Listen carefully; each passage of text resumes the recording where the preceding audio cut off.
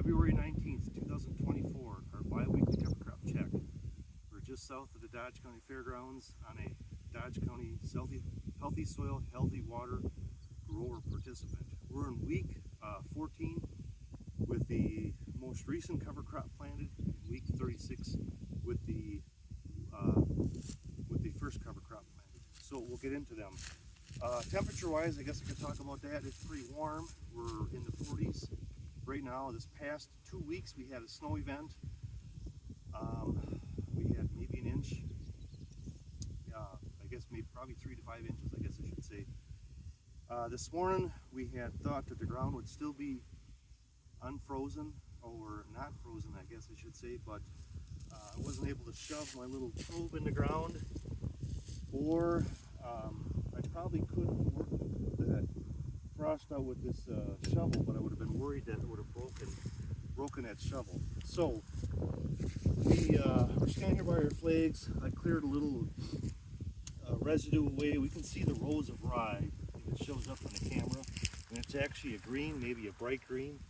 Where it's super bright green is where there would have been residue on top. So obviously you can still see that it is growing, that the rye is growing. So we have a row there, we have a row here, we have a row here, we've got another row here. So we've got 4 rows in between this 30-inch row corn row spacing.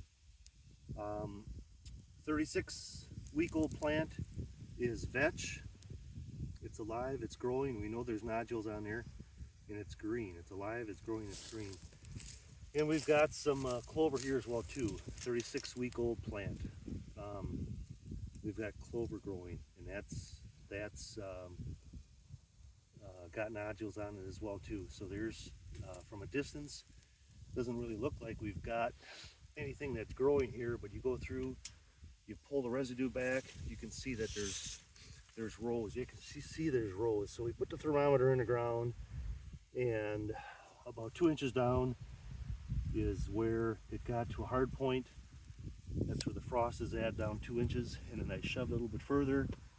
Worried I was maybe going to break the thermometer. That didn't happen, but underneath that 2 inches, the thermometer went right into the ground. But it still stayed, the thermometer is still staying up above 30 degrees. So we'll shoot a picture going down the cornfield.